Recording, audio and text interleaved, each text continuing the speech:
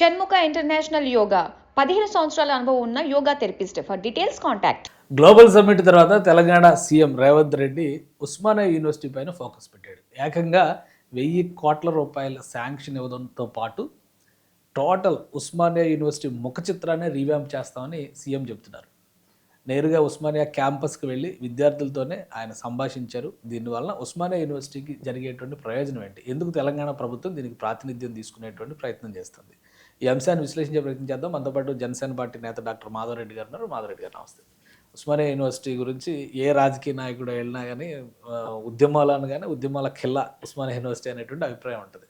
ఇప్పుడు నేరుగా ముఖ్యమంత్రి క్యాంపస్కి వెళ్ళడం, అక్కడ అనౌన్స్మెంట్ చేయడం, నిన్న గ్లోబల్ సమ్మిట్ కంప్లీట్ అయింది, ఇవాళేమో ఆయన నేరుగా వెళ్ళి ఉస్మానియా యూనివర్సిటీ మొత్తాన్ని మేము రీడిజైన్ చేస్తున్నామని చెప్తున్నారు.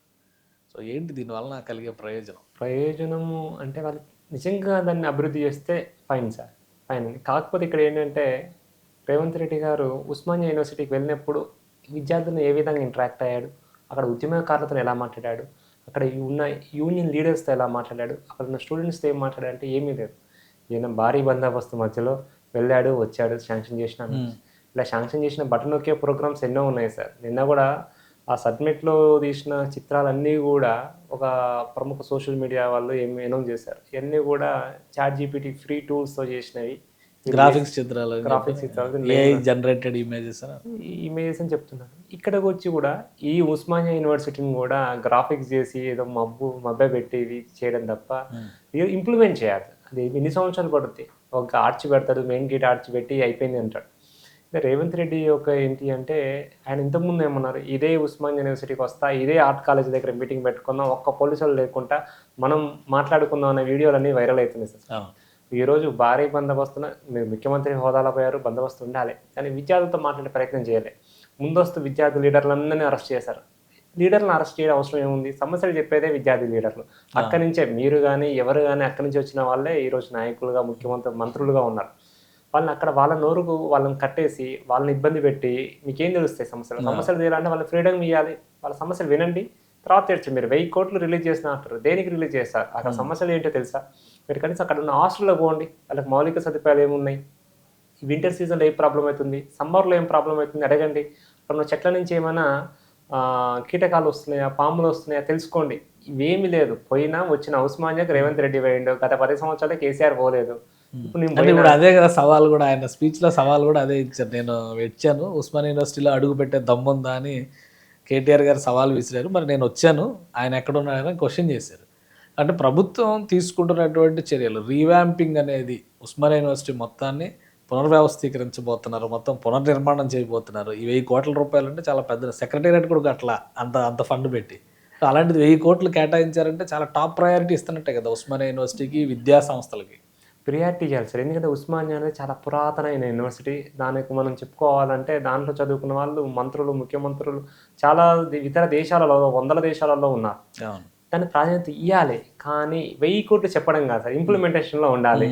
నెక్స్ట్ విద్యార్థులకు క్వాలిటీ, మీరు ఇన్ఫ్రాస్ట్రక్చర్తో పాటు రీసెర్చ్కి ఎంత ప్రియారిటీ ఇస్తున్నారు, రీసెర్చ్కి ఎంత అమౌంట్ స్పెండ్ చేస్తున్నారు, వాళ్ళ రీసెర్చ్కి ఎంత ఫ్రీ హ్యాండ్ ఇస్తున్నారు, అక్కడ ఉన్న ప్రొఫెసర్స్ కానీ వీసీస్ కానీ మీరు ఎంతగా సర్దుబాటు చేస్తున్నారు. సర్దుబాటు మీన్స్ ఫెసిలిటీస్ని టైంలో అందిస్తున్నారు. ఇక మనం చూసుకుంటే చాలా సందర్భాల్లో పోయిన సంవత్సరమే జరిగినాయి సార్, ఫుడ్ పాయిజన్ జరిగినాయి, ఫుడ్ లేక వచ్చి రోడ్డు మీద ఉన్నారు చాలామంది ఉస్మానియా విద్యార్థులు చేశారు. ఇవన్నీ మర్చిపోవడం అంటే నువ్వు మౌలిక సదుపాయాలు చేయడం వదిలిపెట్టి 1000 కోట్లు అంటావు. 1000 కోట్లు చేయాలి, కానీ మౌలిక సదుపాయాలు ఇమీడియట్లీ కావాలి అనేది నా ఇంటెన్షన్. ఇంకోటి ఏంటంటే విద్యార్థులను ఇబ్బంది పెట్టదు. నువ్వు అందరినీ అరెస్ట్ చేసి బయటికి రానికుండా చేసి ఉస్మానియా పోయినా అంటే ఎవరైనా పోతారు సార్. అసలు పోయే సాహసమే చేయలేదు కదా, ఎవరు ఏ ముఖ్యమంత్రి చేయలేదని కదా. ఇప్పుడు ఆయన మొత్తానికి అయితే వెళ్ళగలిగాడు కదా. సో అది అంతవరకు అప్రిషియేట్ చేయొచ్చు చెప్పని సార్. నేనేమంటే పోవడంతో సార్ మీరు అదే రేపు వెళ్ళండి, ఎవరిని అరెస్ట్ చేయకుండా అందరూ ఉద్యమకారులని పిలిచి మాట్లాడండి.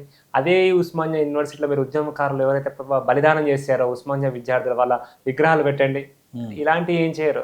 సోనియా గాంధీ విగ్రహం పెడతారు, ఇంక ఇందిరాగాంధీ విగ్రహం పెడతారు, వీళ్ళ విగ్రహాలు పెట్టుకుంటారు తప్ప నిజంగా బలిదానం ఎవరు చేస్తారు? తెలంగాణలో ఉద్యమం పుట్టింది, మలిదశ ఉద్యమం లేసిందంటే ఉస్మానియా యూనివర్సిటీ. ఉస్మానియా యూనివర్సిటీతోనే ఉద్యమం తీరు తెలంగాణ వచ్చింది. ఈరోజు మనం తెలంగాణ రాష్ట్రాన్ని మాట్లాడుకున్న ఉస్మానియా విద్యార్థుల త్యాగం.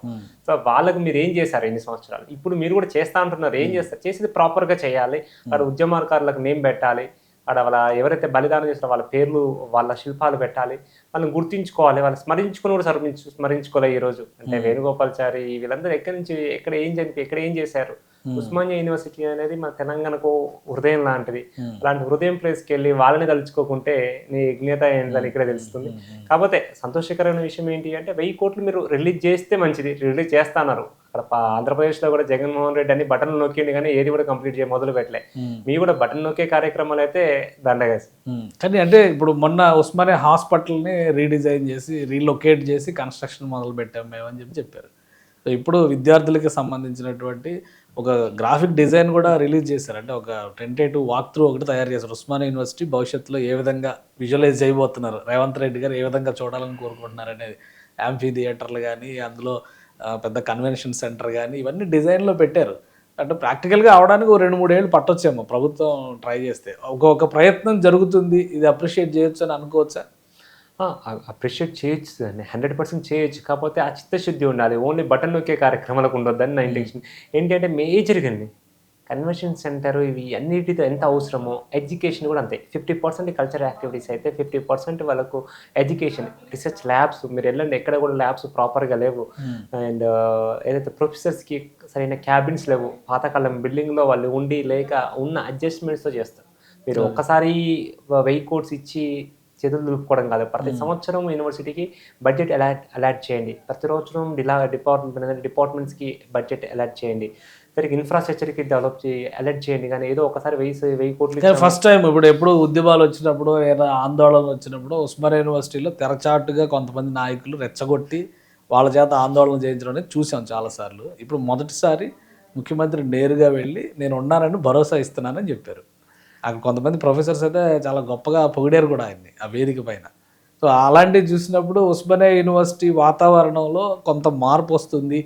ఈ బ్యాక్ సైడ్ నుంచి చేసేటువంటి రాజకీయాల కంటే కూడా విద్యార్థుల అవసరాలు తెలుసుకుని ప్రభుత్వాలు ముందుకు వెళ్లాల్సిన పరిస్థితి వస్తుందని అనుకోవచ్చా? విద్యార్థి అవసరాలు తెలుసుకోవాల్సిన బాధ్యత రాష్ట్ర ప్రభుత్వానికి, ముఖ్యమంత్రి గారికి ఉంది. కానీ అసలైన విద్యార్థులను బయటికి రానియకుండా నార్మల్ సైలెంట్ విద్యార్థులను కూర్చోబెట్టి ఎవరైతే నోరు ఇప్పుతారో అలాంటి ప్రశ్నించే వాళ్ళందరినీ లోపలేశాడు. ఇంకా ప్రశ్నించేది ఎవరున్నారు? ప్రశ్నించే వాళ్ళు 100 మందో 200 మంది అందరినీ హౌస్ అరెస్ట్ చేశారు. నా బయటికి రానియలే, ముందస్తు అరెస్ట్లో ఉన్నారు. సో ఎందుకంటే రేవంత్ రెడ్డి గారు చేసింది మంచి పని అవ్వచ్చు, కానీ ఆయన పబ్లిసిటీ కోసం చేసుకున్నాడు. రేవంత్ రెడ్డికి ఒకటి పబ్లిసిటీ పిచ్చి ఉంది. ఆయన పబ్లిసిటీని ఉస్మానియా పోయినా కేసీఆర్ పోలేదు. ఇది చెప్పుకోవడానికి కాదు. నేనేమంటే ఇది చెప్పుకోవడానికి పక్కకు పెడితే ఉస్మానియా విద్యార్థులకు ఉపయోగపడేలాగా ఉండాలి. ఉస్మానియా విద్యార్థులకు ఏదైతే మేలు జరుగుతుందో దాని మీద ఉండాలి. కానీ ప్రశ్నించే గొంతులను ఆపి నువ్వు వెళ్ళి ఏం చేస్తావు? రైట్.